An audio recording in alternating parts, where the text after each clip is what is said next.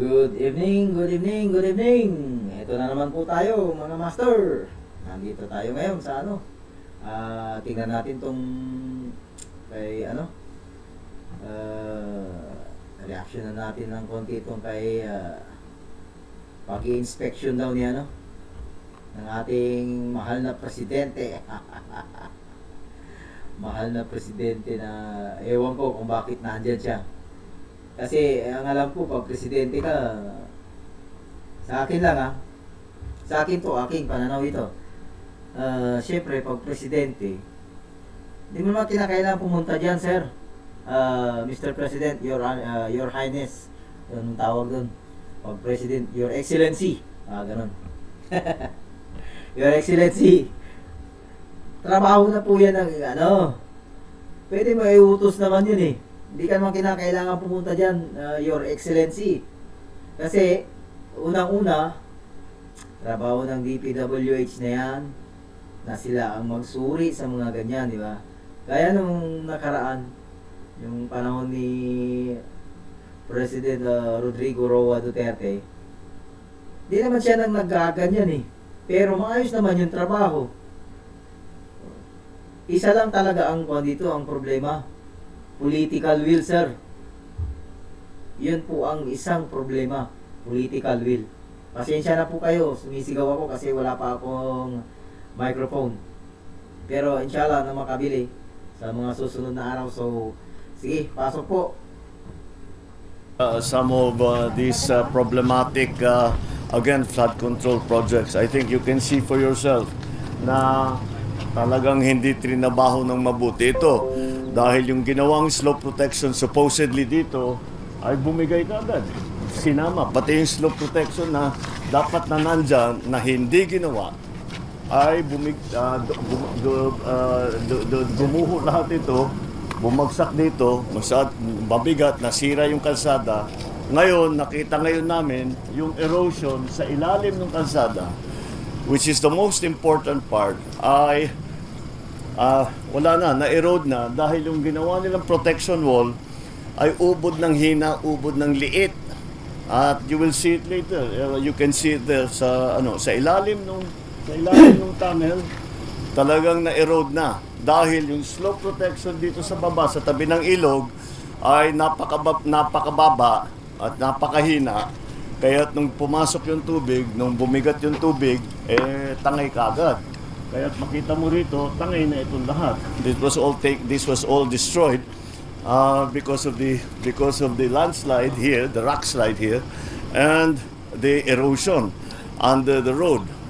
Sandali lang po Ayan, sir. Your Excellency pala. Your Excellency. Medyo yata. Kailangan ba talagang kayo magpaliwanag yan? Yun yung tanong ko lang eh. Kasi, ang alam ko, di ba, pagka your president, dapat sa inyo, sir, Your Excellency, kayo na yung gumando. Tapos, ang pinakaugat lang talaga dito, alam naman natin. Kasi yung mga projects na yan, kaya na yan nang nasa labas eh. Yung mga ibang tao sa labas. Pero sa inyo, sir, Your Excellency, hindi. Tuloy nyo na lang. Now, the project that was supposed to take care of this cost us 260 million, more or less. Okay. 260 million. Okay. The 260 million that the government spent for this project had no effect whatsoever as to protect the slope. Parang walang ginawa. Okay. Sana pareho lang. Kung wala silang tinayo, wala silang linagay na wall, wala silang linagay na riprap, wala silang linagay na slope protection, ganun din ang nangyari. Kaya ang valor ng kanilang trabaho is zero, complete zero. And here's the other thing, that's why I keep talking about economic sabotage. Ang feedback natin from the mayor and from the other, the mayor of Tuba is also here. Mayor Clarita. Come join us. Halika, Mayor. Dito ka. Oh, we are talking to the mayor in terms of the effect on businesses. Because of this, because nagsara ito, hindi na magamit ito, in terms of business, 30%, 35%, I think is the number, 35% kaagad ng kanilang hanapbuhay ay nawala dahil dito. So it is not only the damage, the physical damage that we can see, but it is also the damage to the economy. It is also the damage to the people's livelihood. Naghahanap buhay lang naman itong mga taong ito, tinanggal sa kanila 35% ng kanilang hanap buhay para ibulsa ang pera ng gobyerno. Kaya naman, hindi kayo magtataka that if there's one thing, I will not leave this office until I fix this. This is it. This is one of those things. So, very, very clear. Here we go again. Pang-ano na tayo? Pang-lima na yata nating inspection ito. And it's always the same. Now, we will go to the next, Alam niyo, sir, alam niyo, Your Excellency, kahit po lahat ng project dyan, ikutin nyo, ang sa totoo lang ha, ang pinagmumula ng problema, Your Excellency, sa ano, unang-una dyan sa loob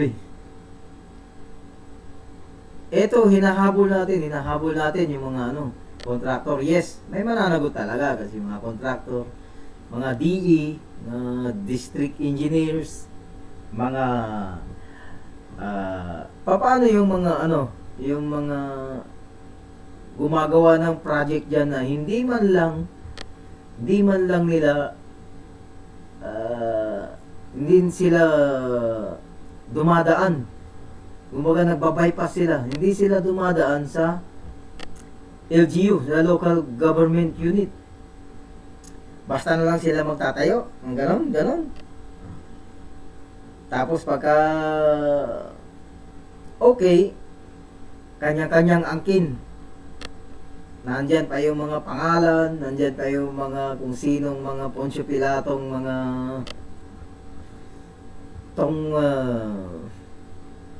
anong tawag nun? Tong traktor. Tapos pagka pumalpak, ayun, tututuroan na. So, sige, tuloy pa natin. Site. Yun naman, yung rock netting. Yung tinatawag na rock netting.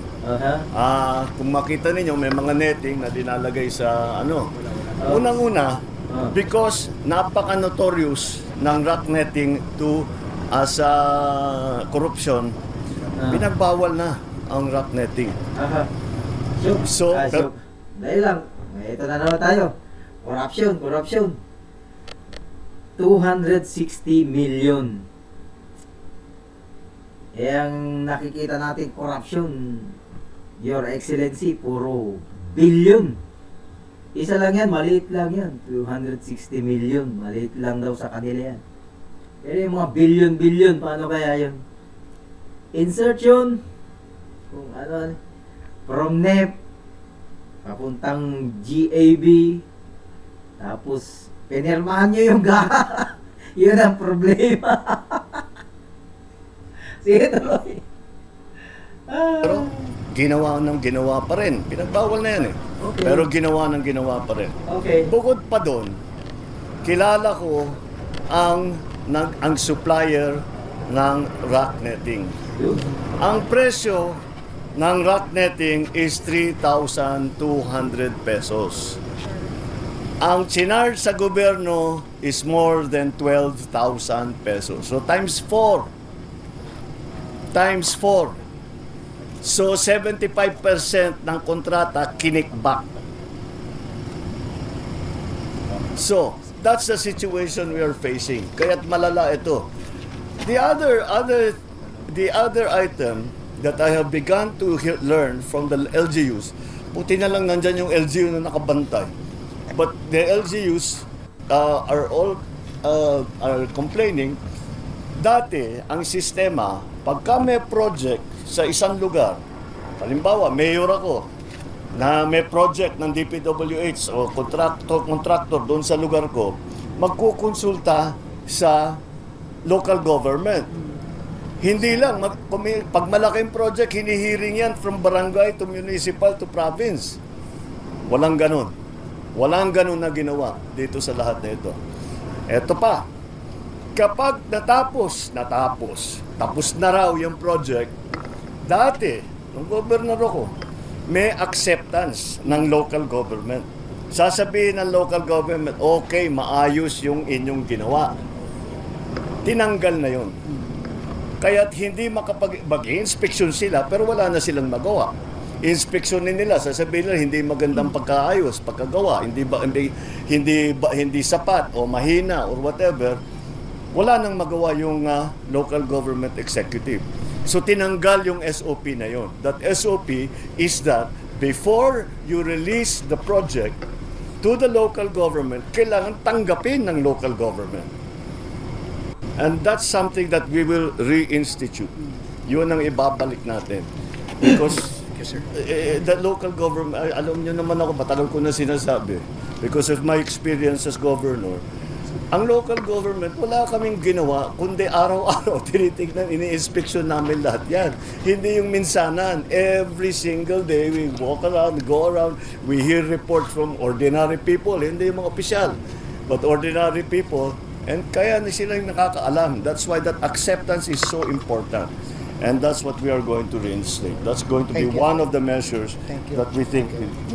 Bakit yun ang inintay namin? Oo, bakit nila tatanggalin? Oo, hindi pwede yun. Hindi pwede yun. Kasi kung hindi tangkap ng local government, maliwanag, may problema yan.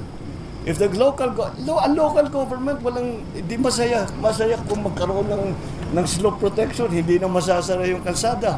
Masaya kami pag mayroong flood protection, hindi na babaha.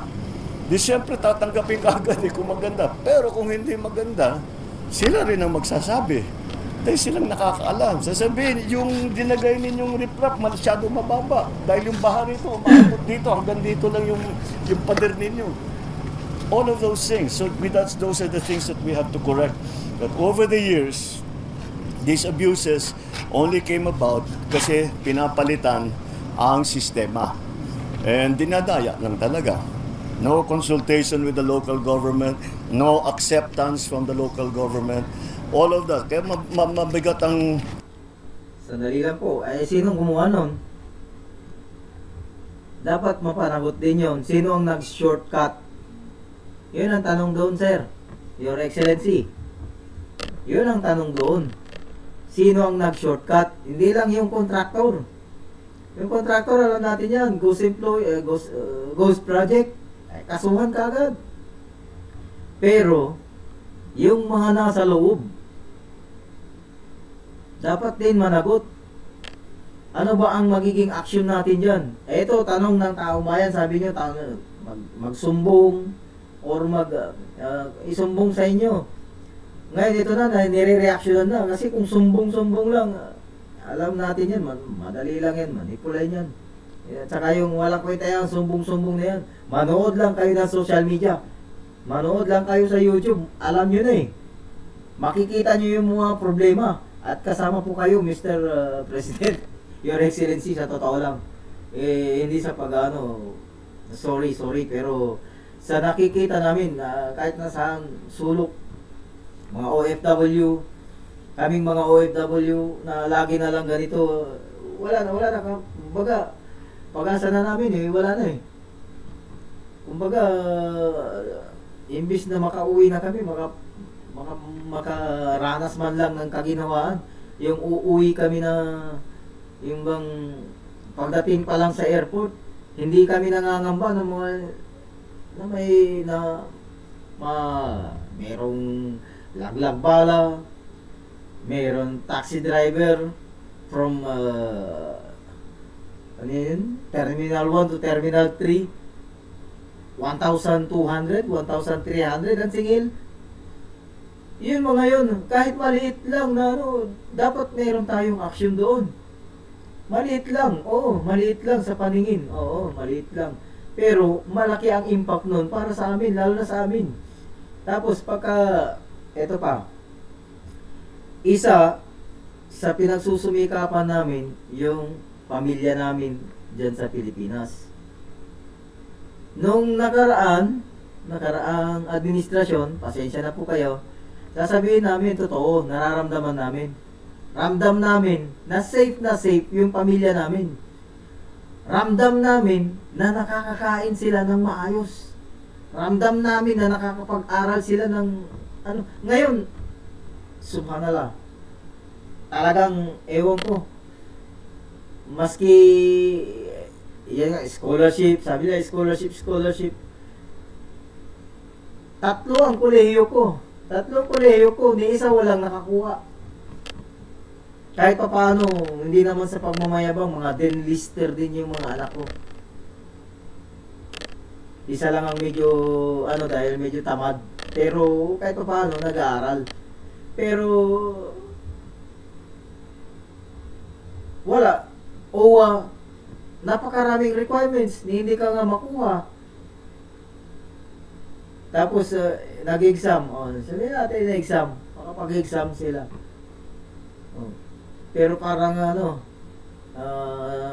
sa karayong dumaraan. So, sige po, tuloy po. Hanggang sa matapos natin itong video na ito. Ang gagampanan na role ng ating local government dito sa ating mga ginagawa para maayos na. Marami. Well, si Mayor Benji has been very very vocal about the problems that we have. That's why napunta ako dito. And the comments and the sumbong that have been arriving at our website has been very, very useful. Kaya pagpatuloy sa... Alam niyo po, sa tingin ko po, hindi doon sa sumbong yan, Mr.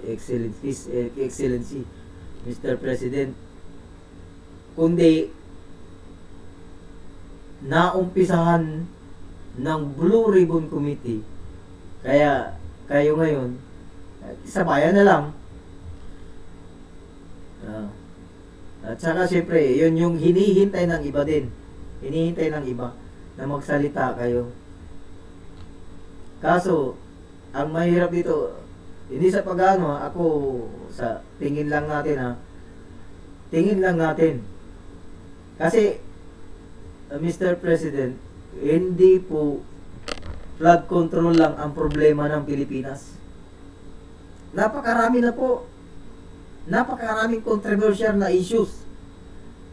Lalo na sa mga budget, sa mga PhilHealth, sa funds, Maharlika funds, yung mga, hindi ko na nailista pag nailista ko sana yung mga funds ng ng mga klaseng funds, napakarami. Yung sa DBM, nakalimutan ko na. Basta, mga maraming funds dyan, Maharlika funds, inisa-isa ko na yun dati. Sinulat ko kasi, ngayon di ako nagsusulat kasi re-reactionan lang natin ng konti. Pero mamaya, pagka sa susunod nating mga video, natin, isasama natin. So, tuloy po. Ano ninyo ang inyong pagsumbong, and I'm not just talking to local government officials, kahit sino.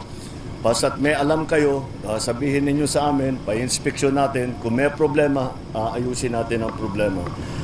Here's the problem here. This is 260 million project. Useless. Parang tinapon mo yung pera. Useless. To correct this will cost double that. That's my top of the head estimate. 500 million ito para... Oops, sandali lang po, 500 million yan na naman. So, sino po ang shoulder niyang 500 million, Mr. President? Huwag niyong sabihin na panibagong budget na naman yan.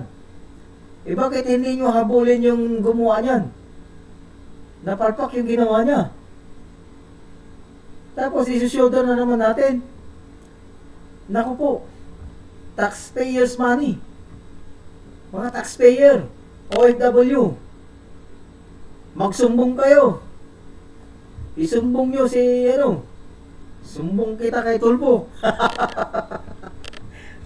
Sige ba? Sige ba? Yun lang, tanong lang po yan. Tanong lang po, Mr. President. Ayusin. Thank you, sir. At least.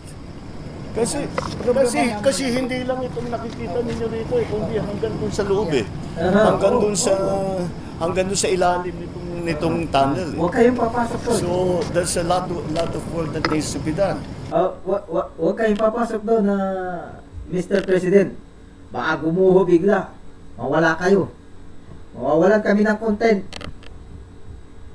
So how can you tell me that it's not economic sabotage? Kinuha mo yung 260 million, wala kaming nakitang effect dun sa kanyang ginawa na kontrata, tapos para ayusin yung binigay ninyong problema sa amin, it will cost another 260 million, probably double 260 million, hanggang 500 million na yan. Doon tayo papasok. Diba? Okay. Ito, yung nagkontrata, dapat ayusin niya yan. Bakit kayo maglalabas? Kumbaga sa ginawang sasakyan yan, kumbaga backjob yan eh. Backjob yan, Mr. President. Nangubra na sila, tapos walang nagawa, tapos gagawin uli natin. Gagawin nyo ulit. Ano yun? Di ba dapat silang mag-shoulder yan? Kasi pag hindi nila inayos yan, edi saka nyo gawa ng paraan. Andyan yung Justice Secretary nyo. Ba't di nyo pakasuhan? Hindi ba Duterte? Kasi kung Duterte yan, malamang yan. Kahit isang poste lang na kulang, kulong yan. Pangulong Duterte nga, di ba? Ang Pangulong Duterte nga, wala namang kaso, dinala nyo. So, Mr. President, medyo may tagilid yata ito. Sige po, ituloy nyo. Ituloy nyo na po. Kaya I don't blame anyone for being Galit ka na dyan. Disappointed, frustrated, angry, Angry. and paying for blood. Okay, thank you. Thank you very much.